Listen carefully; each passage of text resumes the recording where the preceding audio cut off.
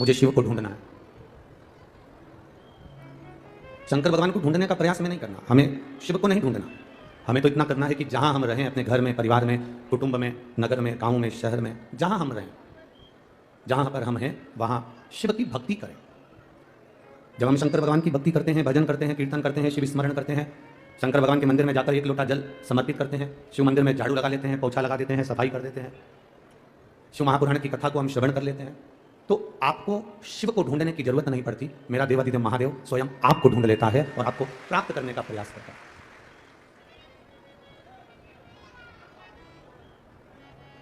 एक व्यक्ति था, बड़ा तार्किक था, बहुत तर्क करता था। उसका काम था हर एक बात में तर्क करना, और खासतौर से सनातन धर्म में तर्क करना, क्योंकि जो दूसरे धर्म पे तो कोई तर्क कर नहीं सकता, क्योंकि व्यक्ति अगर दूसरे धर्म पे तर्क करता है तो लोग उस पर इतना दबाव दे देते हैं कि उसको सॉरी बोलना पड़ता है, क्षमा मांगना पड़ता है। अब ले देके केवल एक सनातन धर्म मिलता है, इधर ले देकर केवल एक सनातन धर्म प्राप्त होता है। अब दूसरे धर्म पे तो कोई तर्क करता नहीं है, दूसरे धर्म पर तो कोई बोलता नहीं, अब बोलता है तो केवल सनातन धर्म पर बोलता है, क्योंकि सनातन धर्म एक ऐसा धर्म है जिस धर्म में लोग शिव जैसे भोले हैं, राम जैसे सहज है, कृष्ण जैसे साधारण है, दत्त जैसे भोले हैं, नारायण जैसे, ब्रह्मा जैसे, इस सनातन धर्म में लोग हैं। तो एक व्यक्ति तर्क करने वाला, जो बात बात में सनातन धर्म पे तर्क करता था, एक बार एक संत के पास पहुंच गए, और एक संत के पास पहुंचा और संत से जाकर कहा, महाराज क्या ये लोगों को बेवकूफ बनाने का काम करते रहते हो? इतने सारे लोगों को बिठा कर रखा है और सबके कह दिया तुमने कि ओम नमः शिवाय बोलो, नमः शिवाय बोलो, राम बोलो, कृष्ण बोलो, शिव बोलो, दत्त बोलो, ओम नमो भगवते वासुदेवाय बोलो, राम का नाम जप रहे हो, कृष्ण का नाम जप रहे हो। अरे लोगों से कहो जाओ अपने अपने घर पर, काहे को किसी को माला पकड़ा देते हो दिन भर राम राम राम राम जपने के लिए? क्यों किसी को माला पकड़ा देता जो तुम जपते रहते हो? इतने में संत तो संत थे, और संत ने तुरंत कहा, अरे वो गधे, अकल के अंधे, कामचोर, मूर्ख, चल निकल यहां से बाहर जा। अब जो संत ने कहा, इतने में तो तार्किक को क्रोध आ गया, और तार्किक को क्रोध आया, और तार्किक ने क्रोध में आकर कहा, महाराज तुम्हारे शब्द मेरे दिल को चुभ गए, ये अच्छी बात नहीं है, तुमने जो बोला है ना वो मेरे दिल को लगा है, ये ठीक नहीं है।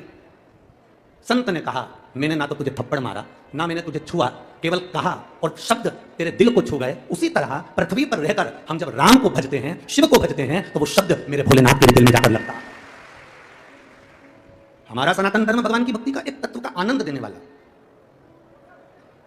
तर्क देने वाले बहुत मिलेंगे तुम्हें, 24 घंटे तर्क देंगे शंकर जी के मंदिर जाने से क्या होता है। ये तर्क कौन देता है? जो कभी मंदिर नहीं जाता। कभी तुम कपड़े की दुकान पर कपड़ा खरीदने जाना, कोई तुमको राय देने वाला नहीं मिलेगा, कोई तुमको ज्ञान देने वाला नहीं मिलेगा।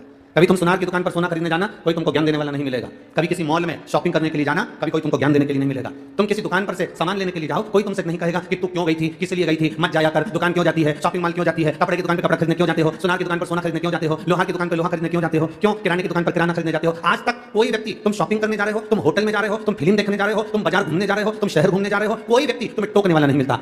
संसार में अगर टोकने वाले मिलते हैं तो केवल धर्म को टोकने वाले मिलते हैं कि तुम मंदिर क्यों जा रहे हो, तुम भगवान की कथा में क्यों जा रहे हो, तुम भगवत स्मरण क्यों कर रहे हो, तुम भगवत नाम जप क्यों कर रहे हो, तुम भगवान का नाम क्यों ले रहे हो। शंकर जी को लोटा भर जल चढ़ाने से होगा क्या? शिव जी के मंदिर में बेलपत्र चढ़ाने से होगा क्या? शिव की स्तुति करने से होगा क्या? ये दुनिया के लोग केवल तर्क करने वाले मिलेंगे, जो कभी मंदिर नहीं जाते, जो कभी देवालय नहीं जाते, जो कभी शिवालय नहीं जाते।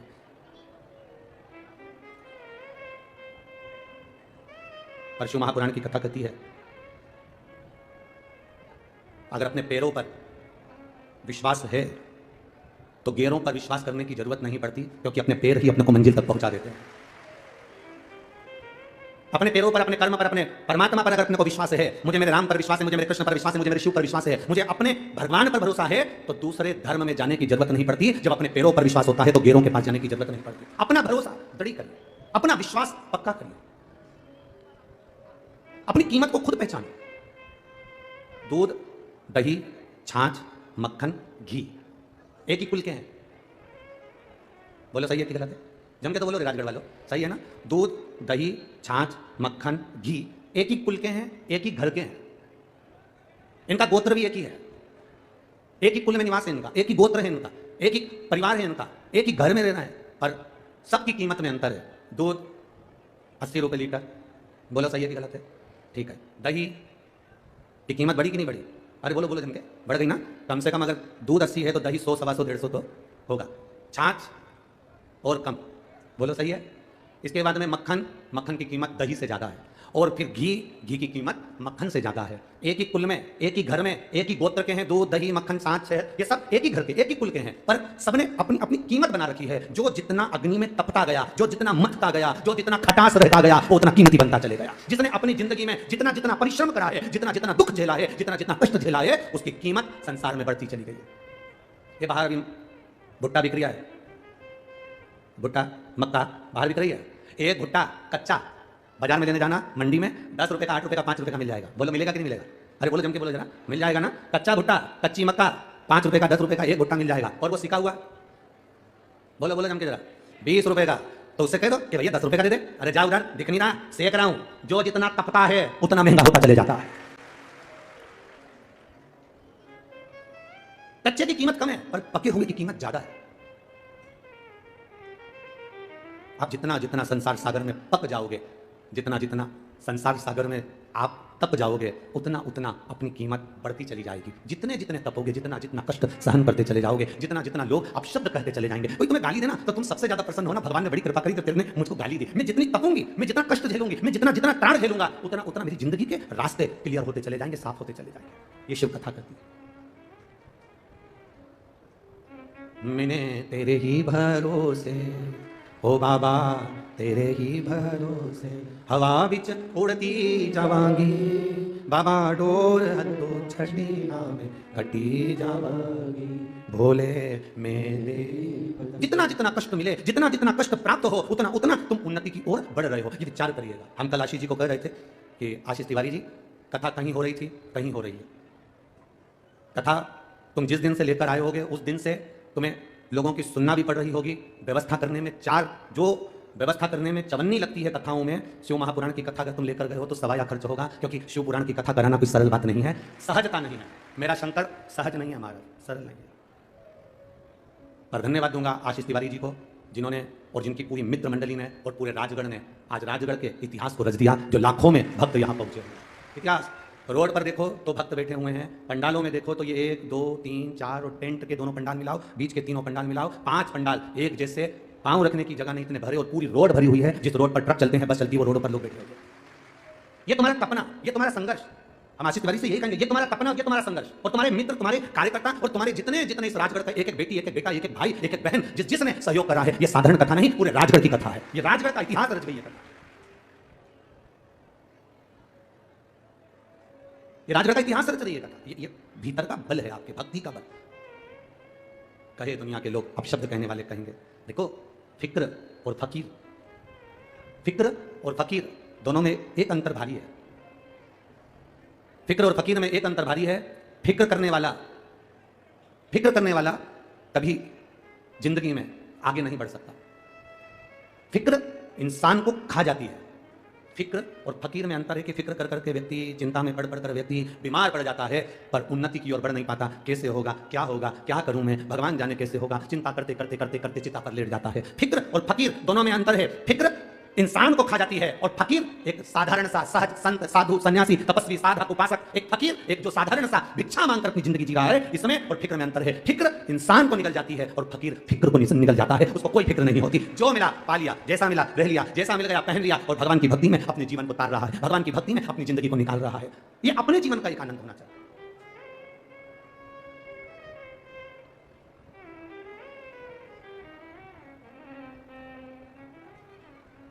गरुड़ पुराण किसने पढ़ी है? जम के जरा हाथ उठाइए जिसने कभी गरुड़ पुराण, जो पंडित जी बांटते हैं छोटी सी गरुड़ पुराण, वो नहीं, किसी के मरने पर बजती है, वो नहीं, पूरी गरुड़ पुराण अगर कभी पढ़ी हो तो गरुड़ पुराण के अंतर्गत कभी मौका मिले तो पढ़िएगा, सुनिएगा। वो गरुड़ पुराण नहीं जो पंडित जी छोटी सी बात देते हैं, किसी के मरने पर 10 दिन में पूरी कर देते हैं, वो गरुड़ पुराण नहीं। गरुड़ पुराण पूरी जिस दिन मौका मिले किसी ब्राह्मण के मुख से सुनना या कभी पढ़ना, उस गरुड़ पुराण में लिखा है, उस गरुड़ पुराण के अंतर्गत वर्णन आता। शंकर के मंदिर के बाहर ओटले पर, शंकर के मंदिर के दरवाजे पर, पीपल के वृक्ष के नीचे, बड़ वृक्ष के नीचे, आंवले के वृक्ष के नीचे, बेलपत्री के वृक्ष के नीचे और मंदिर के ओटले पर, मंदिर के दरवाजे पर, मंदिर के प्रांगण में अगर कोई वो हाथ में से पीस पीस के वो पत्ता खेलते हैं ना, वो जिंदगी में अगर कोई वहां बैठकर कभी जुआ खेले या पत्ता खेले तो उसके 71 पीढ़ी को नर्क से बाहर नहीं निकाला जाता, नर्क में ही भुगताया जाता।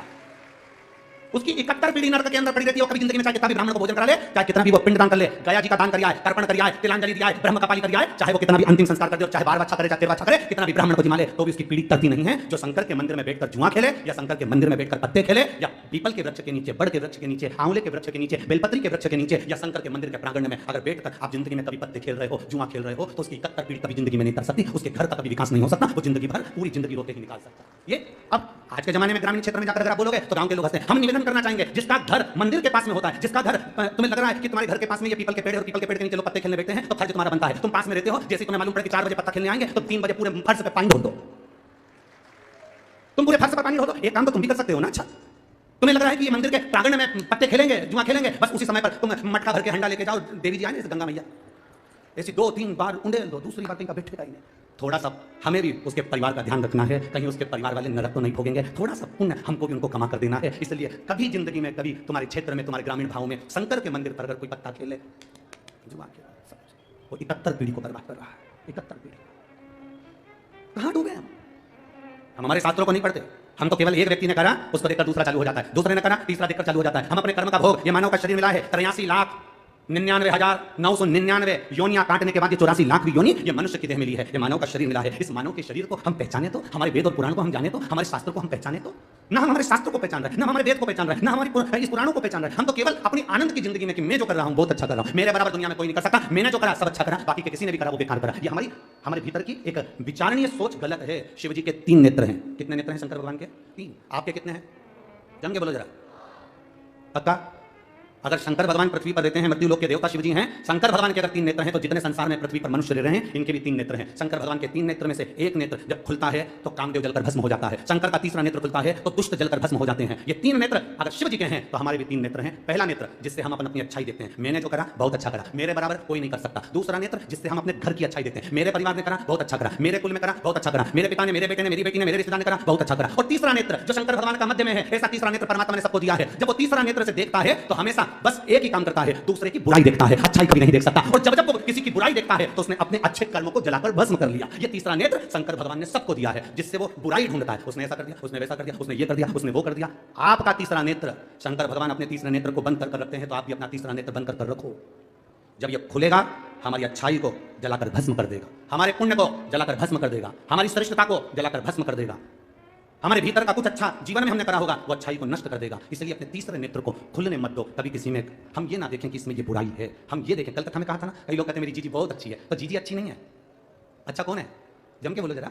जिसने बोला, किसी ने कहा मेरे काका जी अच्छे हैं, कोई कहे मेरा गांव अच्छा है, कोई कहे मेरे पटेल साहब अच्छे हैं, कोई कहे हमारा ये व्यक्ति बहुत अच्छा है। अगर जो व्यक्ति तुमसे कह रहा है कि वो अच्छा है, अच्छा वो नहीं है, अच्छे तुम हो। इसलिए क्योंकि तुमने उसमें कुछ ना कुछ अच्छाई देख ली, इसलिए तुम अच्छे हो। अगर तुम बुरा देखते तो तुम बुरे हो जाते। अच्छा देखिए अपने जीवन में। शंभु शरणे पड़ी मांगू घड़ी रे घड़ी, दुख तारो दया करी ने दर्शन। ये हमारे ऊपर है, हम अच्छा देख रहे हैं, बुरा देख रहे हैं। ये हमारे ऊपर है, हम कैसा कर्म कर रहे हैं। हमारे ऊपर है, हम क्या ग्रहण कर रहे हैं, हम कितना प्राप्त कर रहे हैं। आज एक व्यक्ति ने, कल रात्रि की बात है, कल शाम को जब हम 5 दिन की कथा होती है, तो 5 दिन की कथा में 2 दिन हम शुरू के किसी से नहीं मिलते, ये आपको भी मालूम है। 5 दिन की कथा में जो पीछे के 2 दिन रहते हैं बस उसी में हम लोगों से मिलते हैं, बाकी क्या मिलता नहीं। 7 दिन की कथा में जो शुरू के 4 दिन होते हैं हम उसमें किसी से नहीं मिलते, चाहे कोई भी हो, हमारा मिलना नहीं होता। क्योंकि इस शरीर के लिए भी भजन करना जरूरी है। आप भी भजन करो, हमें भी करने दो। आप भी नाम जप करो, हमें भी करना दो। आप भी स्मरण करो, हमें भी करना दो। तो हम नहीं मिलते। कल मिले तो एक चौकड़ी की शर्ट पहना हुआ एक लड़के ने प्रश्न किया, हालांकि भीड़ हो रही थी तो सब हटा रहे थे उसको। उसने कहा, गुरु जी मुझे आपसे एक प्रश्न करना है। बोल क्या बात है? अब उसको धक्का भी दे रहे हैं लोग, परंतु वो क्या कहना है? हमारा कहना है इतने सारे लोग कथा सुनने आते हैं, क्या सब कथा को अपने अंदर उतार लेते हैं? क्या सब शिव महापुराण की कथा को अपने भीतर उतार लेते हैं? क्या सब शंकर की भक्ति को अपने अंदर उतार लेते हैं? हमने उस बच्चे से उस समय तो नहीं कहा, पर वो बच्चा अगर यहां बैठा हो तो अवश्य सुनना। 2 बातें अपनी जिंदगी में उतारिएगा। एक, शक्कर को रेत के ढेर में डाल दो और रेत में उस शक्कर को मिला दो। चींटी जो होती है ना, वो रेत को नहीं लेती, किसको लेती है? जम के बोलो जरा। शक्कर को ले लेती है, चीनी को ले लेती है। चींटी चीनी को, शक्कर के कण को उठा लेती है। रेत में मिली हुई शक्कर चींटी केवल शक्कर को उठाती है, उसी तरह जो शंकर के भक्त होते हैं चींटी की तरह होते हैं, वो शिव की कथा को उठा लेते हैं, वो राम नाम, कृष्ण नाम, शिव नाम को उठा लेते हैं, वो धारण करते हैं। और दूसरा, अपने भीतर उतारिएगा, पानी का जो हंडा होता है, मटका होता है, घगरा होता है, वो नल के नीचे सीधा लगाओ चाहे उल्टा लगाओ। सीधा लगाया तो भर जाएगा और उल्टा लगाया तो नल के नीचे जब तक रखा है तब तक वो ठंडा बना रहेगा। उसी तरह कथा आपके अंदर प्रवेश कर रही कि नहीं कर रही, आप कथा को अपने अंदर भर रहे कि नहीं भर रहे, कुछ अच्छा ग्रहण कर रहे कि नहीं कर रहे, कोई बात नहीं, पर कथा के पंडाल में अगर आप पहुंचे हो, अगर आप सीधे खड़े हो तो कथा अंदर प्रवेश कर जाएगी, अंदर चली जाएगी, और अगर उल्टे खड़े हो कथा नहीं भी जाएगी। कम से कम 3 घंटा तुम झूठ तो नहीं बोलोगे, कपट तो नहीं करोगे, बेईमानी तो नहीं करोगे। आप खुद अनुभव करो कि 3 घंटे कथा में पहुंचने के बाद मोबाइल बंद हो जाता है, 3 घंटे कथा में पहुंचने के बाद तुम फालतू की बात नहीं करते, 3 घंटा कथा में पहुंचने के बाद तुम्हारा फालतू लड़ाई नहीं होती, झगड़ा नहीं होता, विवाद नहीं होता, तुम किसी को गाली नहीं देते। 24 घंटा गाली देने वाला भी कथा के 3 घंटे मुंह से गाली नहीं निकाल सकता, क्योंकि वो बैठा है, किसको देगा, कोई झगड़ा करेगा फालतू का। तो 3 घंटे कम से कम तुम मौन हो, 3 घंटे कम से कम तुम अपशब्द नहीं कर रहे, 3 घंटे तुम्हारे मुंह से गलत विचार नहीं आ रहे, 3 घंटे तुम कुछ गलत नहीं कर रहे। तो ये सोचो कि नल के नीचे मटका रखा है, कम से कम ठंडा है, बस इतना ही काफी है। जितनी देर बैठे उतना भजन काफी है तुम्हारे लिए। वो अंदर प्रवेश करे ना करे, कथा अंदर जाए ना जाए। कोई तुमसे पूछे इतनी भीड़ हो रही है, लोग रोडों पर बैठे हुए हैं, 5 पंडाल भरे पड़े हैं, सब जगह भीड़ भीड़, कहाँ जाए तू? नहीं मैं तो जाऊं, क्या करेगी वहां जाके, टीवी पे सुन लेंगी, मैं तो जाऊं। नल के नीचे मटका रखा है, वो सीधा हो चाहे उल्टा, सीधा है तो भरा जाएगा, उल्टा है तो ठंडा रह जाएगा। उतनी देर उसको शीतलता मिलेगी, शीतलता मिली कि मेरे महादेव को मिलने में देरी नहीं लगेगी, वो मिल जाएगा, मेरा शंभू।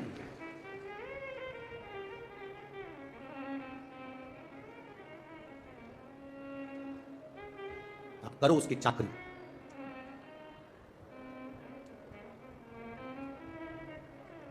आप करो शंकर का गुणगान।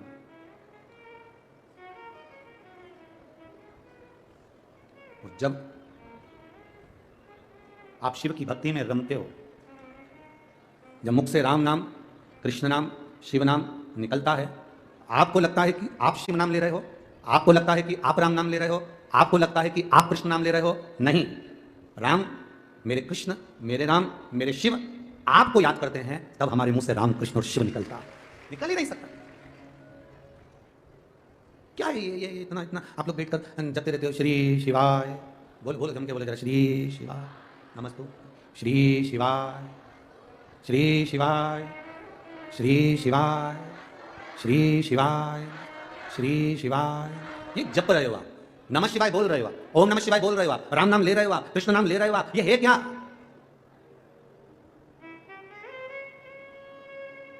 क्या है ये? क्यों? विद्धेश्वर संहिता के अंदर, शिव महापुराण की विद्धेश्वर संहिता में श्री शिवाय नमस्तुभ्यम ये लिखा। लोगों ने भले विरोध करा कि ये श्री शिवाय नमस्तुभ्यम ना जाने कहां से मंत्र लिया। विरोध करने वालों का तो काम है, विरोध करते रहेंगे, 24 घंटा बोलते रहेंगे।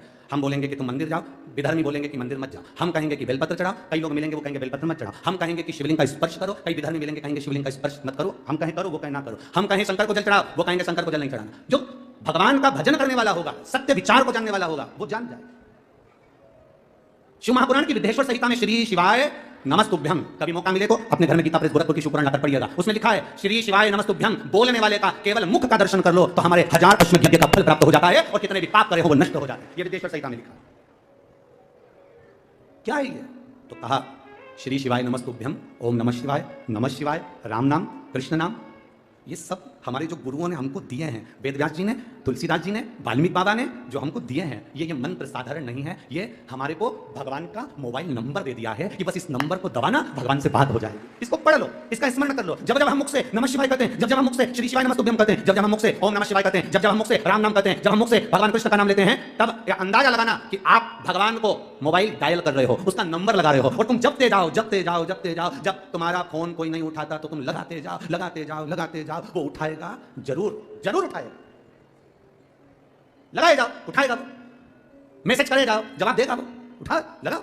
हम भी बस यही कर रहे हैं, लगाए जाओ। श्री शिवाय नमस्तुभ्यम, राम नाम, कृष्ण नाम, शिव नाम जप रहे हैं, जपते जाओ। कभी तो डायल होगा, और एक बार अगर उसने उठा लिया तो हमारा कल्याण निश्चित होगा। ये निश्चित है,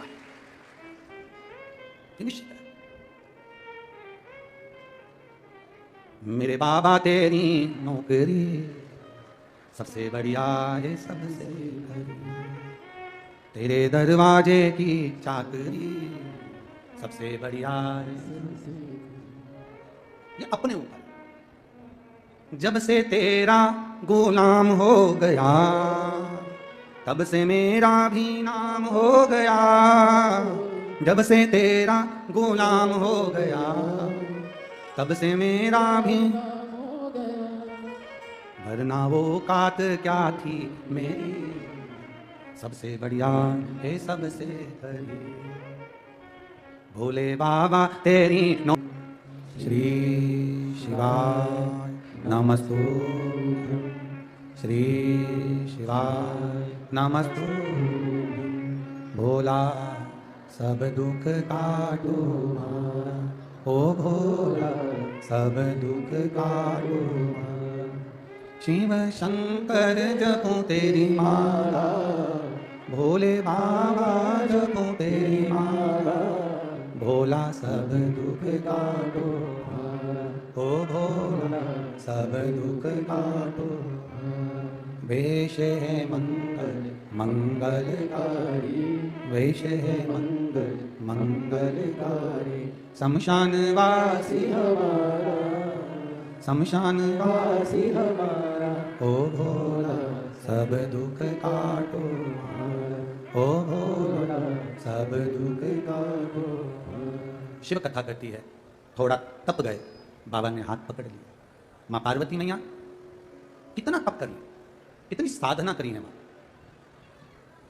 एक गुफा में प्रवेश कर कर तप करना, साधना करना। और पार्वती मैया बाल्यावस्था में शिव जी के सिवाय कुछ नहीं चाहती, कुछ नहीं। जिसने देवादिदेव महादेव को मांगा है उसको दूसरे कुछ मांगने की जरूरत नहीं। जिसने शिव को मांग लिया, जिसने बाबा देवादिदेव महादेव को मांग लिया, जिसने शंकर को अपना बना लिया, जिसने शिव को अपना बनाया है, फिर उसको कुछ मांगने की, कुछ पाने की जरूरत नहीं। बस शिव अपना हो जाए।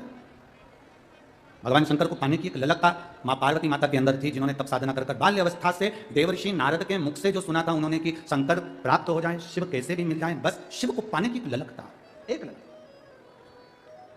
पाया। पर पार्वती मैया के तप करते हुए देखकर, मां पार्वती के तप करता हुआ स्मरण कर मां पार्वती जी की बड़ी बहन गंगा मैया, मां गंगा, जिन्होंने पार्वती जी को देखा तप करते हुए, देवऋषि नारद से पूछा कि मेरी छोटी बहन पार्वती तप कर रही है। तो गंगा जी ने पूछा कि आप बताओ कि ये तप क्यों कर रही है। देवऋषि नारद ने कहा कि गंगा मैया, पार्वती मैया जो तप कर रही है उसके तप करने का केवल एक कारण है, शंकर भगवान की अर्धांगिनी बनना, शिव को प्राप्त करना, शिव को अपना बनाना। गंगा मैया ने कहा कि हम तप करने से, साधना करने से, शिवलिंग का पूजन करने से, पार्थिव पूजन करने से क्या बाबा देवादिदेव महादेव हमें अर्धांगिनी के रूप में स्वीकार कर लेंगे। गंगा मैया से देवऋषि नारद ने कहा पार्वती मैया तप कर रही है तो अवश्य प्राप्त होंगे, क्यों नहीं होंगे। गंगा मैया ने पार्वती मैया जैसा तप प्रारंभ किया।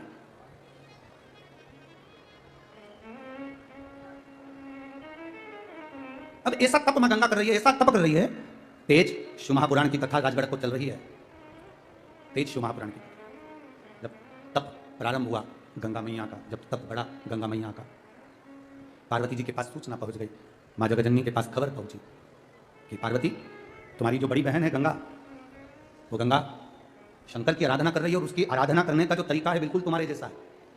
तुम जैसे आराधना कर रही हो वैसे ही गंगा आराधना कर रही है। अच्छा, पार्वती जी ने विचार करा कि शिव जी या तो मुझे अर्धांगिनी बनाएंगे या गंगा को अर्धांगिनी बनाएंगे, दोनों का तब बढ़ा, तो करा क्या जाए। तब पार्वती जी ने विचार करा कि काम करती हूं कि गंगा आराधना छोड़ दे, ऐसा कुछ करा जाए।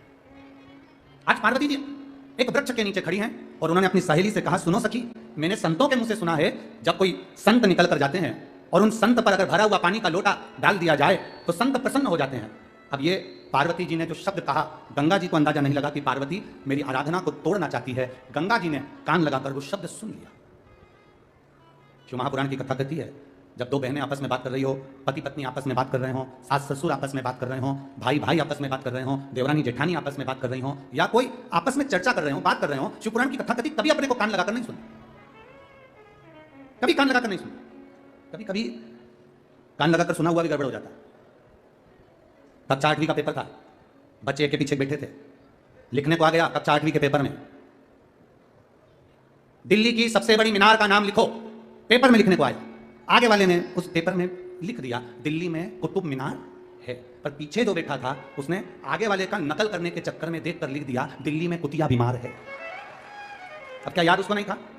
या तो उसको भी था, उसके भी स्मरण में था कि दिल्ली में बड़ी मीनार, कुतुब मीनार है, पर आगे वाले का देखने के चक्कर में गड़बड़ हो गया। कभी कभी हम जब कान लगाकर सुनते हैं तो गड़बड़ हो जाता है। ये तो पार्वती मैया ने अपनी सखी से, सहेली से एक हास्य व्यंग में कहा था कि संत पर पानी डाल दिया जाए तो वो प्रसन्न होकर वर दे देते हैं, पर गंगा ने उसको धारण कर लिया और संतों की टोली जब निकल कर गई, गंगा मैया ने एक लोटा जल भरकर संत पर फेंका। जैसे ही संतों पर फेंका, संतों ने क्रोध कर दिया और क्रोध कर संत बस क्रोध करे और क्रोध कर संतों ने श्राप दे दिया, हे गंगा, तो हिमालय राज की बेटी होकर, बड़ी पुत्री होकर तूने हम संतों का अपमान करा है गंगा, हम तुमको यहीं पर श्रापित करते हैं गंगा, हम तुम्हें वचन देते हैं गंगा कि तुम अब स्त्री का स्वरूप छोड़कर जल के स्वरूप में बहोगी। अब तुम स्त्री नहीं, जल के वेग में बहोगी। गंगा की आंख में से जल बहेगा, गंगा आंखों से आंसू बहा रही है। करंट आ रहा है इसमें माइक में। गंगा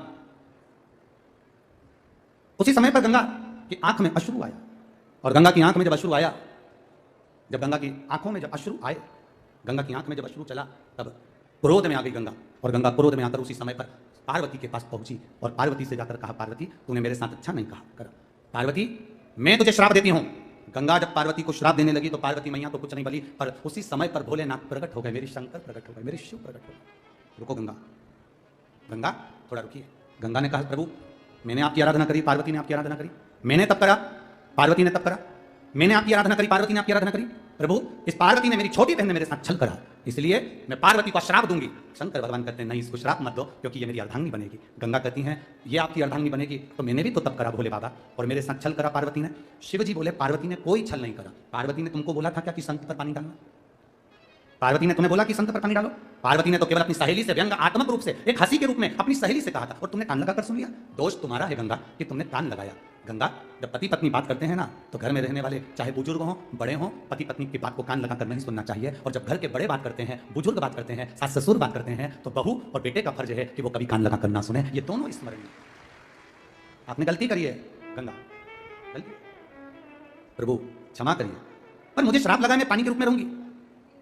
मैं भी तो आपको चाहती हूँ, मैं भी तो आपसे स्नेह करती हूँ, आप मुझे अर्धांगिनी नहीं बना सकते। शंकर भगवान ने कहा नहीं गंगा, मैं तुम्हें अर्धांगिनी नहीं बना सकता। प्रभु जैसा पार्वती के साथ आपका साथ है, लोग गौरी शंकर कहेंगे, पार्वती शिव कहेंगे, शिव पार्वती कहेंगे, क्या बाबा ऐसा संबंध आपका और हमारा नहीं हो सकता? भगवान शंकर ने कहा गंगा तू चिंता मत कर, मेरा तेज, तेज शिव महापुराण की कथा का वर्णन है, मेरा तेज स्वयं अग्निदेव सूर्यदेव की साक्षी में तुम्हारे जल में ला कर देंगे। पार्वती माता के गर्भ से संतान नहीं गंगा, जब मेरा तेज तेरे जल में पहुंचेगा, उस जल से मेरे 6 पुत्र जन्म लेंगे, जिसका नाम षडानंद कार्तिकेय होगा। प्रभु अर्धांगिनी तो आपकी पार्वती है, और आपके बच्चों को जन्म देने वाली, आपके बच्चों को प्रकट करने वाली मैं रहूंगी। गंगा प्रसन्न हो गए, प्रसन्न, आज मेरे भोले बाबा का तेज मुझ में आएगा और मैं बच्चों को जन्म दूंगी, शंकर भगवान के पुत्रों को जन्म दूंगी। प्रभु पर मैं आपकी अर्धांगिनी नहीं। शिव जी कहते हैं गंगा चिंता मत कर, संसार का मनुष्य, मेरा एक नाम है हर, क्योंकि मैं दुनिया के कष्ट को हरता हूं। मेरा एक नाम है हर, मैं दुनिया के दुख को हरता हूं, मैं दुनिया के कष्ट को हरता हूं। दुनिया का कोई व्यक्ति कहीं पर भी बैठकर हर हर गंगे जब कहेगा तो उसने कोटि पुण्य कमा लिए होंगे, ऐसा फल उसको प्राप्त होगा। एक बार आप भी जरा सावन के महीने में, पहले तो हम आशीष तिवारी जी को धन्यवाद दे दें कि वो गंगा मैया को हरिद्वार से लेकर राजगढ़ तक लाए, उसके लिए जोरदार ताली, बहुत बहुत साधुवाद, बहुत बहुत साधुवाद। और पूरे राजगढ़ की माताओं को यह सौभाग्य प्राप्त हुआ कि कलश यात्रा में, कलश में गंगा जल, और वो गंगा जल आप देवादिदेव महादेव को चढ़ाई, ये पूरे राजगढ़ को सौभाग्य प्राप्त हुआ। बहुत बहुत साधुवाद हमारे, बहुत बहुत साधुवाद। तो एक बार बड़े भाव से बोलिए हर हर गंगे। ये गंगा और हर का संबंध है हमारा, क्योंकि देवादिदेव महादेव ने अपना तेज गंगा महारानी को दिया। गंगा जी की जल की धार से आप देखिए, माता पार्वती जी के तन से तो उपटन से केवल एक पुत्र हुए, क्या नाम था उनका? जम के बोले जरा, गणेश। कोई पूछ रहा था पार्वती जी कौन सा उपटन लगाती थी, तो हमने पूछा क्यों? नहीं, हम पूछ रहे हैं वो बेसन मिला के लगाती थी क्या, आटा वाला लगाती थी? अब एक बात अच्छे से सुन लो, पार्वती जी ना तो बेसन का उपटन लगाती थी, ना आटे का उपटन लगाती थी, ना चंदन का उपटन लगाती थी। माता पार्वती जी तो जो गाय होती है, गाय का जो गोबर होता है, उस गोबर का उपटन माता पार्वती जी अपने तन पर लगाती थी। गाय के गोबर का उपटन माता पार्वती जी ने अपने शरीर पर लगाया, इसलिए पार्वती जी के तन से जो गोबर को उतारा गया, गाय के गोबर का जो उपटन उतारा गया, उसका जो पुतला बना, उसको गोबर गणेश कहा गया। कौन सा गणेश है? ये सबसे पहला गणेश है, गोबर गणेश। सबसे पहला पुतला बना था गणेश जी का, तो गाय के गोबर से बना था। इसलिए हमारे गांव की माताएं आज भी शादी ब्याह में पीतल की मूर्ति मंडप में नहीं रखे, पूजन में नहीं रखे, वो दौड़ के जाए गाय का गोबर उठाई के उनकी सूंड मूंड बना के मटका पे ने तुरंत हंडे पे रख दे और कहते महाराज जी चालू करो सत्यनारायण की कथा। महाराज जी बोले गणेश जी रखा को गोबर का, गोबर का गणेश रख दिया। पार्वती जी ने जो उपटन, तो पार्वती जी के इस शरीर से तो केवल एक पुत्र हुए, पर गंगा जी के जल से छह पुत्र गंगा जी के जल से जब भगवान के तेज पुंज को ले जाकर गंगा जी के जल में दिया गया, गंगा जी की छह धारों ने उस भगवान शंकर के तेज पुंज को छह भाग में बांट दिया। छह भाग में बांटा तो छह पुत्र जन्म ले लिए। गंगा मैया छह पुत्र को अपनी गोदी में लेती, कभी बालक इधर रोता कभी उधर रोता। मां गंगा परेशान हो गई। गंगा जी ने उसी समय पर ऋषियों को बुलाया, संतों ऋषियों आओ। सप्त ऋषि आ गए, सप्त ऋषि आए और ऋषियों ने आकर पूछा, गंगा जी क्या बात है, बधाई आपको छह पुत्र होने की। गंगा मैया के पुत्र होने की तो बधाई जाने दो, परंतु इन छह को संभालूं कैसे, अकेली और औलाद कितनी, बोलो बोलो जम के बोलो जरा, छह अब करूं तो करूं क्या। तो गंगा जी ने कहा, ऋषियों अपनी अपनी अर्धांगिनियों को भेजो। तब ऋषियों की पत्नी आ गई जिनका नाम था कृतिका। उन्होंने गंगा जी के छह पुत्र को, सप्त ऋषियों की पत्नी कृतिका, उन्हें गंगा जी के छह पुत्रों को पालना प्रारंभ करा, बड़ा करना प्रारंभ करा। पर छह पुत्र की आदत ऐसी थी कि रोए तो एक साथ, दूध पिए तो एक साथ, और जब बिलक बिलक कर रोना चालू करें तो एक साथ, भूख लगे तो एक साथ। सारी कृतिकाएं, ऋषियों की पत्नी भी परेशान हो गई। तब आखिरी में गंगा जी ने विचार करा, कुछ तो करना पड़ेगा। गंगा जी ने कहा, कृतिकाओं इनको यहाँ घाट पर सुला दो, घाट पर सुलाओ। छह को घाट पर सुलाया। गंगा जी ने अपने हाथ में जल लिया, अगर मैंने शिव की आराधना तब साधना से करी है, मैंने शंकर को विश्वास के साथ पूछा है, तो ये छह एक हो जाए। जो गंगा जी ने पानी छोड़ा, कृतिकाओं ने देखते ही जल छुड़वाया तो कृतिकाओं के सामने छह पुत्र एक हो गए, पर उनके शीश छह अलग अलग हो गए। तब भगवान भोलेनाथ देखकर प्रसन्न हुए। शंकर जी ने कहा, सुनो गंगा, ये छह एक हुए हैं और इनको कृतिकाओं ने पाला है, इसलिए इनका नाम कार्तिकेय होगा और ये जनमानस का कल्याण करेगा। कार्तिकेय नाम। अब देखो, छह पुत्र तो भगवान गंगा जी की गर्भ से तेज पुंज से हो गए। अब छह पुत्र हुए, अब गंगा जी के उस जल से और संतान की उत्पत्ति देखिए। अब भगवान भोलेनाथ पार्वती जी के साथ में चौसर खेलने बैठे, तेज, शिव का तेज। चौसर खेलने बैठे तो शंकर भगवान बोले, पार्वती चलो आज चौसर खेलते हैं। पार्वती जी चौसर खेलने बैठी तो शंकर भगवान ने पार्वती जी से पूछा कि तू चौसर में लगाएगी क्या। अब पार्वती जी बोली, मेरे पास तो मेरे पिताजी का दिया हुआ बहुत कुछ है, हिमालय राज ने जब विदा करा था तो मेरे पास तो बहुत है, पर ये बताओ कि तुम क्या लगाओगे। शंकर भगवान बोले, मेरे पास डमरू है। पार्वती जी बोली, किसी काम का नहीं। मेरे पास में, बोले जम के बोलो जरा, सांप है। पार्वती जी बोली, किस काम का। मेरे पास त्रिशूल है। पार्वती जी बोली, ये सब हमारे काम का तो नहीं है प्रभु, कुछ अच्छा सामग्री लगाओ। पार्वती जी ने जब जैसे बोला तो शंकर भगवान बोले, मेरे पास केवल एक मृगछाला है जिसको मैं लपेटता हूं, ये लगा देता हूं। पार्वती जी ने कहा, फिर समझ लो अच्छे से, अगर हार गए तो दूंगी नहीं लपेटने को, पहले तुम विचार करो। फिर मत के नाम से कि हम कर्पूर गौरम करना कारण हो गए। भगवान शंकर बोले, पहले तो मैं हारने वाला नहीं हूं, ये पक्का। चलो खेलो चौसर। जो मां पार्वती ने चौसर खेलना प्रारंभ करा और जो मां पार्वती चौसर खेली, खेलते खेलते खेलते खेलते शंकर भगवान का डमरू, त्रिशूल और सांप सब ले लिया। अब बचा था मृगछाला। जो मां ने चौसर खेली तो तन की मृगछाला भी चली गई। अब पार्वती जी बोली, प्रभु सीताराम। शिव जी बोले, क्या कहना तेरा मतलब क्या है, उतारो उतारो। शिव जी बोले, पार्वती हम नग्न हो जाएंगे। शंकर भगवान से पार्वती जी बोली, प्रभु चौसर में आ रहे हो, देना तो पड़ेगा, लग दो। अब भगवान पार्वती जी को वस्त्र देकर कहां जाए, तो मेरे भोलेनाथ नीलकंठ पर जाकर बैठ गए। जो शिव जी नीलकंठ पर जाकर बैठे और नग्न वेशधारी, नग्न वेश, शिव जी का एक रूप हो गया जिसका नाम था अवधूतेश्वर। कौन सा, अवधूतेश्वर। बोला, अवधूतेश्वर भगवान की नग्न वेशधारी। अब भगवान मन में सोचे कि नग्न वेशता आ गई। थोड़ी देर बाद षडानंद कार्तिकेय आए। माता से पूछा, मां पिताजी कहां हैं। माता ने कहा, बेटा तेरे पिताजी चौसर खेले थे और वो सब हार गए, तो पता नहीं बहुत दिन हो गए गए हुए, दिख नहीं रहा। कार्तिकेय कहते हैं, मैं पता कर। षडानंद कार्तिकेय गए नीलकंठ पर। जो नीलकंठ पर पहुंचे तो देवती महादेव नग्न वेश में बैठे थे। षडानंद कार्तिकेय ने पुत्र ने पिता से पूछ लिया, पिताजी। पिताजी बोले, हाँ बेटा ये कैसे हो गया। पिताजी बोले, ये सब तेरी माता की करामात है। चौसर में मैं हार गया, उसने मेरा वस्त्र रख लिया, दिया नहीं। पिताजी ये हालत, आप चिंता मत करो पिताजी, मैं आपके लिए वस्त्र लेकर आता हूं। शंकर भगवान का वस्त्र लेने के लिए षडानंद कार्तिकेय अपनी माता के पास चले गए। माँ माँ माँ कति बोल बेटा, माँ मुझे आपके साथ चौसर खेलना है। पार्वती जी बोली, बेटा तुम छोटे हो, बच्चों के साथ चौसर खेलो। ना ना माँ, मेरे को आपके साथ चौसर खेलो। ठीक है खेलो चौसर। माँ आप चौसर में क्या लगाओगी।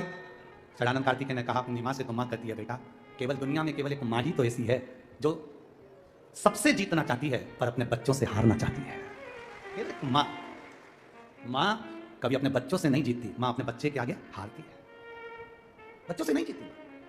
माँ आप क्या लगाओगी, क्या चाहिए तुझको। पिताजी जो मृगछाला छोड़ कर गए हैं वो मृगछाला दे सकती हो। माँ ने कहा ठीक है लगा दूंगी। अब माँ ने जान कर हार कर षडानंद कार्तिकेय को वो मृगछाला दी। भोलेनाथ जी मृगछाला बांध कर बैठे तो शंकर भगवान घर आने से पहले माँ गंगा के जल में स्नान करने बैठ गए। गंगा के जल में जो स्नान करा तो शंकर भगवान के तेज पुंज से जो भस्म लगी थी, उस भस्म में से उसी समय पर भस्म के 5 हिस्से गंगा के जल में बहकर जाने लगे, जिससे 5 कन्याओं का जन्म हो गया। जया, विषहरा, शामलीबारी, दौदली और देव, ये 5 कन्याओं का जन्म हो गया। भोलेनाथ जी आ गए पर शिव जी का मन नहीं माना। शंकर भगवान के तेज पुंज से षडानंद कार्तिकेय हुए। शंकर भगवान के तेज पुंज से भगवान शंकर की 5 बेटियों ने जन्म ले लिया। जब ये 5 बेटियां जन्म ले ली, शंकर भगवान का मन नहीं माना, क्योंकि बेटा मां को प्रिय होता है और बेटी, बोलो जम के बोलो जरा, बाप को प्रिय होती है। सबसे ज्यादा प्रियता बेटी की पिता से होती है और पिता की बेटी से होती है। वो स्नेह करता है बाप अपनी बेटी से और बेटी अपने बाप से स्नेह, ये प्रियता। एक निवेदन आप सबसे करना चाहेंगे, रक्षाबंधन का त्योहार आए, कितना भी झगड़ा हो तुम्हारा, कितना आपस में चाहे तुम्हारी बोल चाल नहीं हो, तो भी निवेदन है अपने घर की बहन बेटी को, अपने घर की बेटियों को, बुआ को, जीजी को प्रयास करना, जितनी माताएं बेटी है आपसे निवेदन करेंगे, भाई भले फोन ना लगाए, भाई भले लेने ना जाए, पर एक फोन तुम्हारी तरफ से अपनी अपनी ननद के पास जाना चाहिए। बुलाओ उसको, एक फोन रक्षाबंधन के पहले अपनी अपनी ननद के पास जरूर लगा और फोन लगाकर बोलो, जीजी कब आएगी तू, सुन साड़ी वाड़ी लेकर मत आना, या अलमारी बड़ी बड़ी है, मेरी साड़ियां पहन लेना। क्यों, किस लिए, कारण क्या है, क्यों? माता लक्ष्मी जी ने जाकर राजा बलि की धर्म पत्नी के वस्त्र को क्यों लिया था? लक्ष्मी जी के भाई हैं राजा बलि, क्यों लिया? ऐसा वस्त्र में क्या था? क्यों कहा जाता है जीजी मेरी साड़ी पहन लो? क्यों भाभी कहती है ननद से लो मेरी साड़ी पहन लो, लो मेरी साड़ी पहन लो, क्यों कहती है? 3 काल को हरने वाले होते हैं।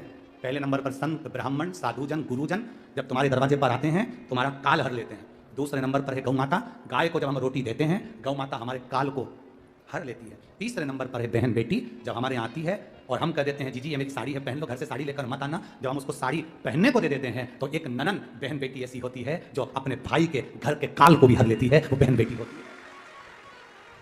पर आप में से कई माता ऐसी भी बैठी है जो अपनी एक साड़ी नहीं दे, और अगर ननन पेन लेना तो 25 बार के बता दे जी जी मेरी है, जी जी अच्छे से बैठो साड़ी फट जाएगी मेरी है, वो कहे तो करो तैयारी राजगढ़ वालों, अपने अपनी नंदों को, अपनी अपनी बहन बेटी को रक्षाबंधन से पहले एक फोन लगाकर कहना, जी जी तेरी याद आ रही है, आजा जरा जल्दी आना, 2 दिन पहले आना, अपने बच्चों को लेकर आना और हमारे घर का भंडार भर कर जाना, तेरे आने से हमारा भंडार भरा है, तेरे आने से हमारा भंडार। कितना भी झगड़ा हो, भले बोलचाल नहीं हो, तुम्हारी लड़ाई हो रही हो, झगड़ा हो रहा हो, तो भी मेरा निवेदन है एक बार अपनी नंदों को फोन जरूर लगाना, एक बार जरूर कहना। क्या विचार है राजगढ़ वालों? जल्दी बोलो, दोनों हाथ हिलाकर, पक्का पक्का, बस बहुत जोरदार, हर हर। कितना भी झगड़ा हो, कितनी भी लड़ाई हो, कितना भी, और जितने लोग आस्था चैनल पर कथा सुन रहे हैं, जितने लोग फेसबुक यूट्यूब पर सुन रहे हैं, हमारे सनातन धर्म का त्योहार रक्षाबंधन का त्योहार खुश होकर मनाइए। हमारे ब्रह्म कुमारी आश्रम की बहनें भी रक्षाबंधन का त्योहार बड़े आनंद से मनाती हैं। ब्रह्म कुमारी आश्रम की बहनें, ये ब्रह्म कुमारी आश्रम की जो बहनें होती है ना, ये रक्षाबंधन का त्योहार बड़े बड़े आनंद से मनाती है, और कम से कम 1 महीने तक मनाती है रक्षाबंधन का त्योहार। क्यों? क्योंकि ब्रह्म कुमारी आश्रम की बहनें जानती हैं कि सनातन धर्म धीरे धीरे कटता जा रहा है, रक्षाबंधन के माध्यम से एक दूसरे को जोड़कर ये भगवान शिव की भक्ति में रमाया जाए। बोल बम का नारा है, कल्याण तुम्हारा है। आवाज नहीं आई है, जरा दम से बोलो, बोल बम का नारा है, सारी समस्या का हल। बस कल कथा कितने बजे होगी? सवेरे 9 बजे। कल जब मेहमान जाते हैं तो अपने घर के बच्चों को 500 का लिफाफा दे जाते हैं। कल शिव पुराण जाएगी तो मेरा भोले बाबा भी जो आएगा उसको चुपचाप से देकर चला जाएगा। वो शिव है, वो घड़ी, वो शंकर है मेरा, वो घड़ी। अरे मैंने तेरे ही भरोसे बाबा, तेरे ही भरोसे हवा बिच उड़दी बाबा, डोर हथो छड़ी नामे कटी भोले में तेरी शंभू में। शिव कथा करें। शंकर भगवान का मन नहीं मानता और वो अपनी बेटियों से मिलने के लिए गंगा के घाट पर पहुंच जाते हैं। गंगा के घाट पर जब देवादित्य महादेव पहुंचते हैं, मेरे ओगरदानी जब पहुंचते हैं, बेटियां जल फेंकती हैं महादेव पर, महादेव जल फेंकते हैं बेटियों पर, जल से अटखेलियां होती है। ये प्रसंग श्री गणेश जी महाराज ने मां पार्वती से जाकर कह दिया। मां मां मां, पार्वती जी ने पूछा क्या बात है गणेश, क्या हो गया? गणेश जी बोले, मां पिताजी रोज ना जाने कहां चले जाते हैं, दिखते नहीं, आपको मालूम है? नहीं। मां गंगा के घाट पर पिताजी जाते हैं और 5 कोई स्त्रियां हैं, 5 कोई स्त्रियां हैं, 5 कोई कन्या हैं जो पिताजी पर जल की वृष्टि करती हैं, जल फेंकती हैं। बहुत सुंदर प्रसंग है, शिव महापुराण का। तेज शिव महापुराण की कथा कहती है, ध्यान रखना, किसी के कहने पर एकदम भड़क मत जाना, किसी के बोलने पर पहले विचार करना कि क्या सही क्या गलत है। कहना, सुनना, समझना जरूर। पार्वती जी को क्रोध आ गया, माता पार्वती को क्रोध आया, और माता पार्वती जी ने कहा महादेव, और किसी स्त्रियों के साथ क्रोध में आ गई मां पार्वती। केश खोलकर मां भयंकर रूप धारण कर गंगा के जल पर पहुंच गई। जो गंगा के घाट पर पहुंची तो शंकर भगवान 5 कन्याओं के साथ जल की क्रीड़ा कर रहे थे। शिवजी जल फेंक रहे, 5 बेटियां जल फेंक रही। जानकर मां पार्वती उसी समय त्रिशूल लेकर 5 कन्याओं को मारने के लिए जो गंगा के जल में उतरने वाली थी, इतनी देर में देवादित्य महादेव ने रोक दिया। शंकर भगवान ने कहा, पार्वती ये तुम क्या कर रही हो? पार्वती तुम ये कर क्या रही हो? पार्वती जी कहती हैं मैं इन 5 स्त्रियों को मार दूंगी, इन 5 कन्याओं को मार दूंगी। कौन है ये? शंकर भगवान कहते हैं पार्वती तुम इनको समझ नहीं पाओगी, ये मेरी पुत्रियां हैं। जब तुमने मेरे वस्त्र ले लिए थे, वस्त्र पहनकर जब मैं आ रहा था तो मैंने गंगा का स्नान करा था। मेरे शरीर के तेज से, गंगा के जल से 5 लड़कियों ने जन्म लिया था, जिसका नाम बोलो जम के जया, विषहरा, श्यामली बारी, दौतली और देव। ये 5 बेटियां मेरे तेज पुंज से प्रकट हुई है। ये मेरी बेटी हैं। गंगा मैया ने इनको प्रकट किया है। गंगा जी ने इनको प्रकट। पार्वती जी हाथ जोड़कर क्षमा मांग रहे हैं। बाबा ओगरदानी से, बाबा त्रिकालदर्शी कैलाशी से माता पार्वती जी ने क्षमा मांगी। गलती हो, क्षमा। शिव कहते हैं सुनो पार्वती, मेरी ये 5 बेटियां जल के वेग में सर्प के स्वरूप में रहेंगी। इनको निंद्रा की देवी के रूप में पूछा जाए। हमने आपको पहले भी कथाओं में कहा, नींद की गोली खा रहे हो तो उसको छोड़ दो, प्रैक्टिकल करके देखना। कम से कम 5 दिन 10 दिन प्रैक्टिकल करिए। नींद की गोली को छोड़ो, पलंग पर सोने से पहले मोबाइल बंद करो, और मोबाइल बंद कर जब आप सोने का समय हो, नींद की गोली ना खाकर हाथ में जब थोड़ा सा जल लीजिए, जया, विषहरा, श्यामली बारी, दौतली और देव, 5 कन्याओं का नाम लेकर पानी का आचमन कर मोबाइल बंद कर आराम से सो जाओ। सुबेरे आराम से आपकी नींद खुलेगी, रात्रि में आपकी नींद नहीं खुल सकती। ये शिव की बेटियां निंद्रा के रूप में भी पूजा जाती है। गोली खाना जरूरी नहीं कि आप गोली खाएं, नींद की गोलियां नहीं खाना चाहिए ज्यादा, शरीर को बेकार करती है। तो नींद की गोली ना खाकर शंकर भगवान की 5 बेटियों का नाम एक बार वापस बोलिए। सब जितने बैठे हो, रोड पर जितने बैठे हैं, जितने बाहर बैठे हैं, जितने पंडालों में, 5 पंडालों में बैठे हैं, जो गाड़ियों पर चढ़कर बैठे हैं, यहां वहां जितने बैठे हैं, सब शंकर भगवान की 5 बेटियों का नाम अच्छे से याद करो। पहली जया, सब बोलो जया, विषहरा, श्यामली बारी, दौतली, देव। ये 5 शिव जी की बेटियां हैं जिनका नाम लेकर आचमन कर सोने पर नींद आती है, प्रेमवश आनंदवश गोलियां नहीं खाना पड़ती। यही 5 बेटियां आज भी सनातन धर्म में नागपंचमी के दिन पार्वती जी ने वर दिया है इन बेटियों को कि ये सर्प की आकृति में प्रत्येक सनातन धर्म के दरवाजे पर नागपंचमी के दिन पूजाई। इधर राजगढ़ साइड में हमको नहीं मालूम, पर हमारे उधर सीहोर साइड में तो सीहोर जिले के अंतर्गत हमने देखा है दरवाजे पर ऐसा कोयले से दूध में घिसकर और रुई से उसको 5 सर्प बनाए जाते हैं। किसी के यहाँ 3 इधर बनाते हैं, 2 उधर बनाते हैं, किसी के यहाँ 5 पूरे बनाते हैं। बच्चे पूछेंगे आपसे कि ये सर्प कौन है, तो आपको बताना पड़ेगा शंकर भगवान की 5 बेटियां, ये शिव जी की 5 पुत्रियां। और फिर निवेदन बहुत ध्यान से सुनिएगा। मान लो कभी आपको ऐसा लग रहा है कि डॉक्टर बोल रहा है कि घुटने बदलना पड़ेंगे, या तुम्हारी रीढ़ की हड्डी में कोई गैप आ गया है, या सोने के बाद जब उठते हो तो पीठ में या कमर में दर्द रहता है, तो उसके लिए ये जो बेलपत्री का पीछे की जो डांट होती है उसको गुट कहते हैं। आप लोग तोड़ के फेंक देते हैं, जाने बेलपत्री के पीछे एक मोटा सा भाग होता है जिसको आप तोड़ के फेंक देते हैं। वो जो डूट होता है बेलपत्री का पीछे वाला, उसको शंकर भगवान के अशोक सुंदरी वाली, अशोक सुंदरी की जगह मालूम है ना सबको, सबके स्मरण में है। ये शिवलिंग जलाधारी और ये जो जलधारी है, इस जलधारी में गणेश कार्तिकेय का स्थान, बीच में अशोक सुंदरी का स्थान। शिव जी के ऊपर जो बूंद बूंद पानी गिर रहा है वो शंकर भगवान की 5 बेटियां जया, विषहरा, श्यामली बारी, दौतली, देव, जो बूंद बूंद पानी गिरा रही है। तो जो दूध है वो अशोक सुंदरी वाली जो जगह है वहां पर समर्पित कर जो लगातार 5 दिन तक उस दूध को चढ़ाकर चबा कर जया, विषहरा, श्यामली बारी, दौतली, देव के नाम से खाता है, उसकी रीढ़ की हड्डी में गैप हो, चाहे घुटने बदलने का डॉक्टर बोले हो, उसमें आराम मिलना प्रारंभ हो जाता है, फिर ऑपरेशन की जरूरत नहीं पड़ती। ध्यान दो, एक बेलपत्री में वो फल होता है, एक बेलपत्री में वो आनंद होता है जो हमारे जीवन को सुख देता है। इसीलिए कहा अपनी किस्मत का ताला, अपनी किस्मत का ताला तुम खोलते चलो, श्री शिवाय नमस्तुभ्यम तुम बोलते चलो, श्री शिवाय नमस्तुभ्यम तुम बोलते चलो। अपनी किस्मत का ताला हो, अपनी किस्मत का ताला हो, अपनी किस्मत का ताला तुम खोलते चलो, श्री शिवाय नमस्तुभ्यम तुम बोलते चलो, श्री शिवाय नमस्तुभ्यम तुम बोलते चलो।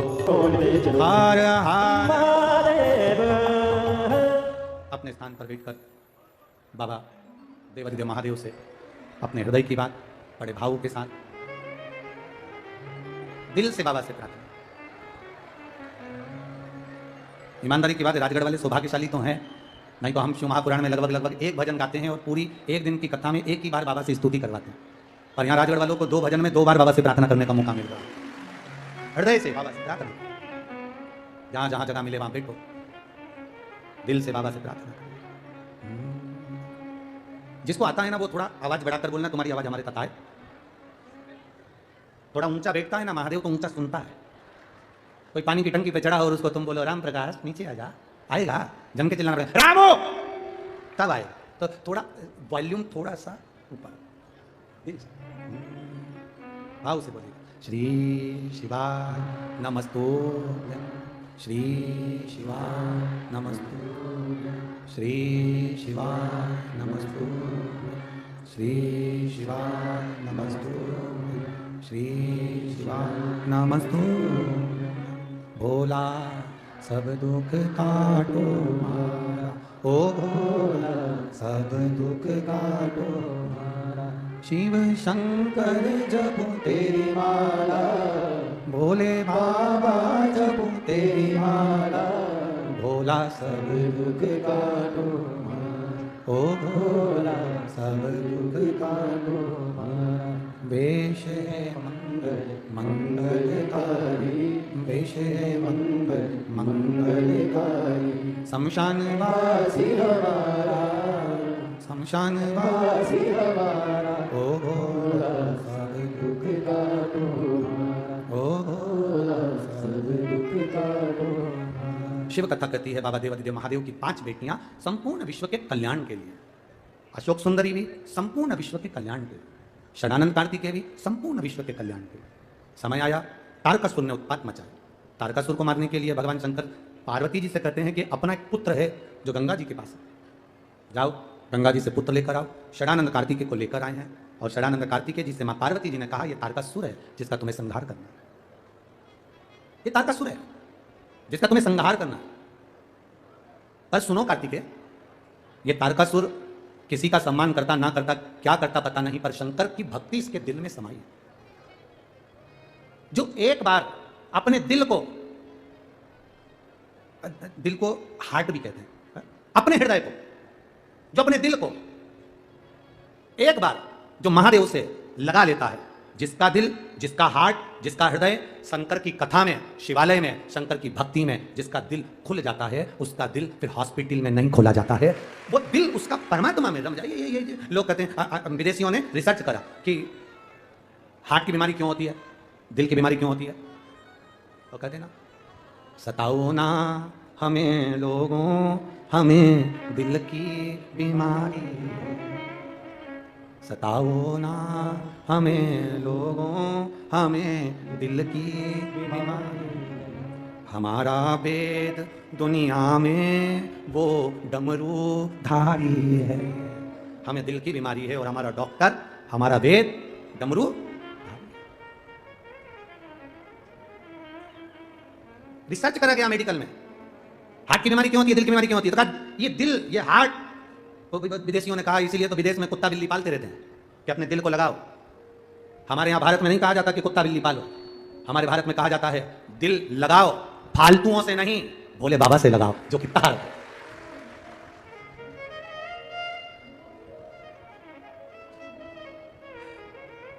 ₹25 का पेट्रोल खर्च करे, गाड़ी लेके तुम्हारे सामने भुर भुर करे, गाड़ी भी उसकी नहीं, सुधरने आई थी।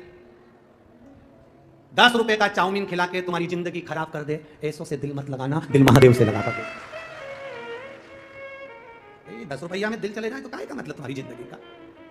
जरा सा किसी ने बॉडी शॉडी दिखाई, जरा सा अपना रूप रंग दिखाया ना, बाल माल बड़े करके ना, भुर गाड़ी का करे, जरा विचार तो करो कि ये गाड़ी में पेट्रोल कहां से आया, ये गाड़ी किसकी है, कहां से आया, उसने तो लाके बुर कर दिया, तुमने बिठाया और चल दिया, घूम फिर आए और दिल लगा। अरे काय का दिल, हृदय चित्त दिल केवल एक से लगाओ और वो है त्रिकालदर्शी शंभु मेरा कैलाशधिपति मेरा शंकर। जन्म के पहले भी और जन्म के मृत्यु के बाद भी हमारे हर पल हर घड़ी है हमारे साथ, हर पल हर घड़ी। पार्वती जी ने कह दिया कि तारकासुर के हृदय में शिव बसे, तारकासुर के दिल में शंकर का निवास है, इनके हृदय में शिव बसे। जो 1 लोटा जल शंकर जी के मंदिर में चढ़ाने के लिए जा रहा है, हमारा निवेदन है उसको देखकर कभी हंसना मती। जो शंकर के मंदिर में झाड़ू लगा रहा है उसको देखकर कभी हंसना मती। जो शंकर के मंदिर में दिया लगा रहा है उसको देखकर कभी हंसना मती। जो शंकर के मंदिर में जाकर शंकर का श्रृंगार कर रहा है, दिल से 1 लोटा शिव को समर्पित कर रहा है, उसको देखकर कभी मत हंसना, उसको देखकर कभी ताना मत कसना, उसको देखकर कभी अपशब्द मत बोलना, क्योंकि मेरे भोलेनाथ सबको छोड़ सकते हैं, पर शंकर के भक्त को निंदा करने वाले को कभी नहीं छोड़ते। जो शिव भक्त की निंदा करे उसको मेरा महादेव नहीं छोड़ सकता। तारकासुर असुर है, तारकासुर राक्षस है, तारकासुर असुर है, उसकी प्रवृत्ति राक्षस की, सबको कष्ट देता है, सबको परेशान करता है। फिर भी मेरे भोले बाबा, मेरी मां पार्वती मैया कार्तिकेय से कर रही है, षडानंद कार्तिकेय से कर रही है, इसको मारना नहीं, इसको नहीं मारना, इसको मार मत देना, क्योंकि इसके हृदय में मेरा शिव बसा है। जिसके जल चढ़ाने वाला जब शंकर जी को जल चढ़ाने जाता है तो उसके हृदय में शिव बसा है, शंकर बसा। एक जीजी ने एक प्रश्न किया, बहुत सारे पत्र हैं और बहुत सारों ने अपना अपना मन की बात लिखी है। किसी के यहाँ पर 8 साल में संतान हुई, किसी के यहाँ 12 साल की संतान हुई, किसी की नौकरी लगी, किसी की सर्विस लगी, बहुत कुछ आप लोगों ने लिखा है, ये बाबा की कृपा, बहुत सारी। पर इन पत्र में एक जीजी ने एक बात लिखी है, अब वो ढूंढना पड़ेगा पत्र को। उसमें उन्होंने लिखा, गुरुजी मान लो हम जल चढ़ाते चढ़ाते 2-3 महीने हो गए और शंकर भगवान हमारी नहीं सुन रहे, तो हम जल किस दिशा में बैठकर चढ़ाएं या किस दिशा में खड़े होकर चढ़ाएं? जलाधारी कहां होती है शंकर भगवान की? जम के बोलो जरा सबको, पहले भी कथा में बताया। शिव जी की जो ये शंकर भगवान का शिवलिंग है, ये जलाधारी जो पानी बहने का स्थान है, पूरब पश्चिम उत्तर दक्षिण, इसमें से जलाधारी किस ओर जाती है? उत्तर की ओर। कहां जाती है? जम के बोलो जरा, उत्तर की ओर। केवल भारत की भूमि पर एक शिवलिंग ऐसा है जिसकी जलाधारी दक्षिण की ओर है, वो केवल उज्जैनी के कालाधिपति महाकाल बाबा हैं, जिनकी जलाधारी दक्षिण में। बाकी के दुनिया में जितने आपको शंकर के मंदिर मिलेंगे, जितने शिवालय मिलेंगे, सबकी जलाधारी कहां पर रहेगी? जम के बोलो जरा, उत्तर में। उत्तर की ओर जलाधारी रहेगी, उत्तर। पूरा पश्चिम में नहीं, दक्षिण में नहीं, उत्तर की ओर जलाधारी रहती। तो बेटी ने पूछा कि गुरुदेव अगर मान लो हमें जल चढ़ाता चढ़ाता इतना दिन हो गया और बाबा नहीं सुनी दिया, तो हम कहीं करें? अब उसने तो बेटी ने तो अपनी भाषा में, राजगढ़ की भाषा में लिख दिया कि हम कहीं करें। तुम बताओ। तो मेरा उस बेटी से निवेदन है, तुम कहीं मत करो, बस इतना करो कि उत्तर की ओर जो जलाधारी होती है ना, प्रत्येक मंदिर में, ऐसा कोई शिव मंदिर नहीं होगा जिसमें उत्तर की ओर जलाधारी हो, सब मंदिर में उत्तर की जलाधारी होती है, केवल कालाधिपति महाकाल राजा की दक्षिण में, बाकी के सब की उत्तर में। तो अगर बाबा नहीं सुन रहे हैं तो बेलपत्री एक अशोक सुंदरी वाली जगह पर चढ़ाकर, दूसरी बेलपत्री बाबा देवादिदेव महादेव को, ये डंडी का मुख अशोक सुंदरी के यहाँ चढ़ाओ तो उत्तर की ओर, ये जो आप बेलपत्र चढ़ाओगे शिवलिंग के ऊपर, इसकी डंडी का मुख भी उत्तर की ओर। और तुम जब बैठो तो दक्षिण में बैठना। कहां पर बैठना? यहां बैठोगे तो यहां से जो पानी बह रहा है, आप कहां बैठोगे? जैसे ये पानी यहां बह रहा है तो तुम्हें कहां बैठना है? इसके इधर। ना तुम्हें इधर बैठना है ना तुम्हें उधर बैठना। कहां बैठोगे? दक्षिण में। दक्षिण में बैठोगे तो तुम्हारा मुख कहां हो गया?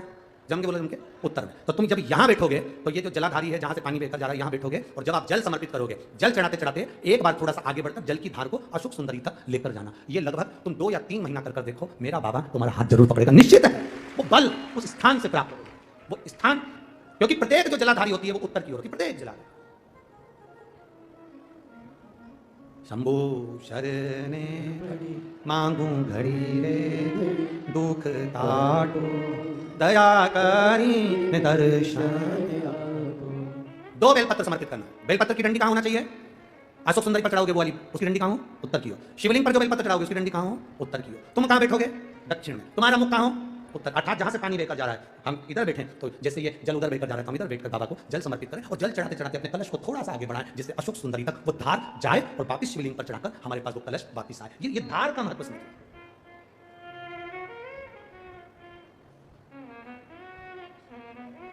एक बार ये कथा हमने कह दी एक जगह पर, तो किसी व्यक्ति ने पूछा, गुरुजी ऐसा भी होता है कि जल चढ़ाने का भी नियम होता है, यहाँ चढ़ाओ वहाँ चढ़ाओ? हमने कहा देखो, एक व्यक्ति वो होता है जो नौकरी में रहता है, नौकरी में रहता है, बैंक में नौकरी कर रहा है, पुलिस में नौकरी कर रहा है, सरकारी नौकरी कर रहा है, स्कूल में नौकरी कर रहा है, तो वो व्यक्ति की जब तक नौकरी रहती है वो कुर्सी पर बैठता है, सिग्नेचर करता है, तो उसकी बात मानना पड़ती है क्योंकि उसका सिग्नेचर हो गया। और वही व्यक्ति जब रिटायर हो जाता है और रिटायर होने के बाद अपनी कुर्सी पर आके बैठ के सिग्नेचर कर दे तो उसका सिग्नेचर मायने रखेगा? बोले जम के। वो किसी को सस्पेंड कर दे तो बात आएगी, भले कितना बड़ा भी ऑफिसर हो, पहले तो रिटायर हो गया, रिटायर होने के बाद तो किसी को सस्पेंड नहीं कर सकता। कुर्सी जब तक तेरे पास है, पद जब तक तेरे पास है, तू जब तक नौकरी पर है, तेरे सिग्नेचर का मूल है। तो ऐसा हमारे यहाँ भी स्थान बताए गए कि यहाँ बैठकर जब आप सिग्नेचर करोगे, मतलब यहाँ बैठकर जब आप जल चढ़ाओगे तो वो जल मेरा महादेव स्वीकार करता है और उससे तुरंत फल की प्राप्ति हो जाती है। ये सिग्नेचर।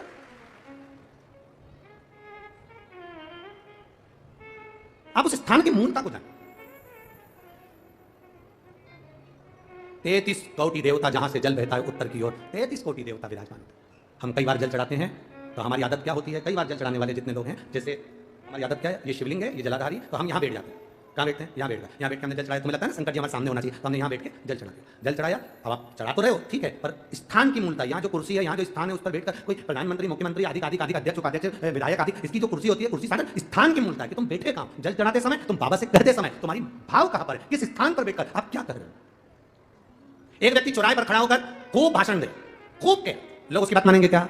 जम के बोलो जरा, नहीं। और वही व्यक्ति जब किसी व्यास गादी पर बैठ जाए, किसी स्थान पर बैठ जाए, जब अपने भगवान की बात करे, ज्ञान की बात करे, तो लोग उसकी बात मानते हैं। थोड़ा बहुत मानेंगे पर मानेंगे जरूर। सबको मालूम है बड़बड़ करे, फिर भी अच्छी जगह पर बैठा, स्थान पर बैठा, उसकी मूलता, उस गादी की मूलता, उस स्थान की मूलता बढ़। बाजार में चाय 5 रुपए की, यहीं से जाओ बाहर 5 रुपए की चाय। आगे पहुंचे होटल पे 10 रुपए की, और अच्छी होटल पे 20 रुपए की, और अच्छी होटल पे 30 रुपए की, 5 स्टार होटल में 150 रुपए की। चाय वही है, दूध वही है, शक्कर वही है, पत्ती वही है, कप वही है, गिलास वही है, बस चाय की कीमत बढ़ गई, यहाँ की 5 की, वहां पहुंचे 10 की, और 5 स्टार में 150 की। उसी तरह शिव के आसपास में बैठने की जगह कहां बैठकर हम कौन सी आराधना करें, कैसे हम महादेव से अपने दिल की बात करें, ये जगह की मूलता कर देती है कि तुम्हारी कीमत कहां बढ़ सकती है। किस स्थान से बैठकर हम शिव को जल चढ़ा लें कि शंकर हमारा हो जाए, शिव के भाव हमारे अनंत में हो जाए। कहीं दूर जाकर जल चढ़ाने की जरूरत नहीं, अपने नजदीक में, अपने गांव में, अपने क्षेत्र में, अपने खेड़े में, जहां शंकर का शिवालय हो, तुम्हारे पास में जहां शंकर का मंदिर हो, वहां जाओ, जाओ शिव के पास। समझ, तारकासुर का मारना है, पर सुनो उसके हृदय में शिव बसा है, हृदय में बाण नहीं लगना चाहिए। ठीक है मां, तारकासुर का संहार किया सदानंद कार्तिकेय ने, मर गया, हृदय में नहीं बाण छोड़ा, क्योंकि शंकर बैठे हैं जिसके दिल में, जिसके हृदय में शिव समाया है। शिव, दिल कहां होता है, राइट की लेफ्ट, बोलो बोलो जम के बोलो जल्दी से, लेफ्ट में। दिल कहां होता है, लेफ्ट में, ठीक है, उल्टे साइड। दर्जी कुर्ता सिलता है, दर्जी शर्ट सिलता है, दर्जी टी शर्ट सिलता है, तो जेब कहां लगाता है, बोलो बोलो जम के बोलो, उल्टे साइड में। दर्जी कभी सीधे साइड में जेब नहीं लगाएगा, दर्जी जेब लगाता है उल्टे साइड में। तो दर्जी से किसने कहा कि तुम उल्टे साइड में जेब लगा, क्योंकि दर्जी को मालूम है, दर्जी को इतना स्मरण है, दर्जी को यह मालूम है कि उल्टे साइड में दिल होता है, हृदय होता है। जब कहीं ये शंकर के मंदिर जाएगा, वहां की बेलपत्री उठाकर लाएगा, तो जेब में रखेगा, जेब में रखेगा तो वो दिल के करीब रहेगी, तो इसका कल्याण हो जाएगा। वो बेलपत्र को अपने हृदय से लगाकर रखे, दिल के करीब।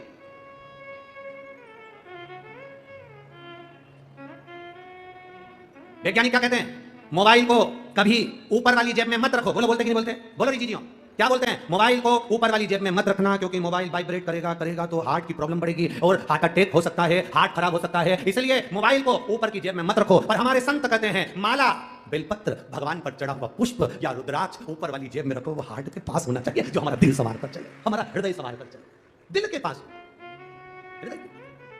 सताओ ना, तुम भी बोलो एक बार, सताओ ना हमें लोगों, हमें दिल की बीमारी, हमारा वेद दुनिया में वो डमरू धारी। ये हमारा वेद है, हमारा डॉक्टर, हमारा शिव है, हमारा ओखदी है, हमारा शंकर। तारकासुर गया, प्राण छूटे, तारकासुर के देवताओं ने आनंद पाया है।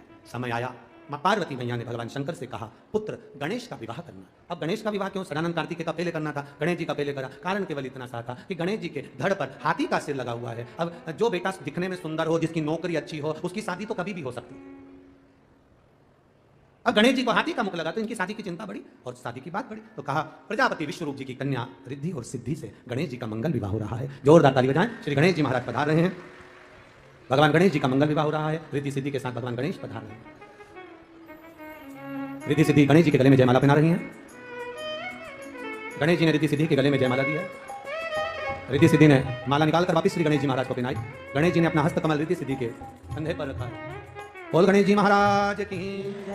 बड़े आनंद के साथ, भाव के साथ में, गणपति को लग गई नजरिया, गौरा काजल लगा दो, गणपति को लग गई नजरिया, गौरा काजल लगा दो, काजल लगा दो, गौरा काजल लगा दो, काजल लगा दो, गौरा काजल लगा दो, काजल लगा दो, गौरा काजल लगा दो, काजल लगा दो, गौरा काजल लगा दो। अरे गणपति को लग गई नजरिया, गौरा काजल लगा दो, गणपति को लग गई नजरिया, गौरा काजल लगा दो। अरे गणपति को लग गई नजरिया, गौरा काजल लगा दो, गणपति को लग गई नजरिया, गौरा काजल लगा। हर हर महादेव। बड़े आनंद की बात, कल कथा सुबह 9 बजे होगी, टीवी पर 1 बजे ही आएगी, आस्था चैनल पर, फेसबुक यूट्यूब पर 1 बजे कथा आएगी। 25 तारीख से 29 तारीख तक शिव महापुराण की कथा बालोद में, दोपहर 2 बजे से 5 बजे तक छत्तीसगढ़ में रहेगी बालोद में।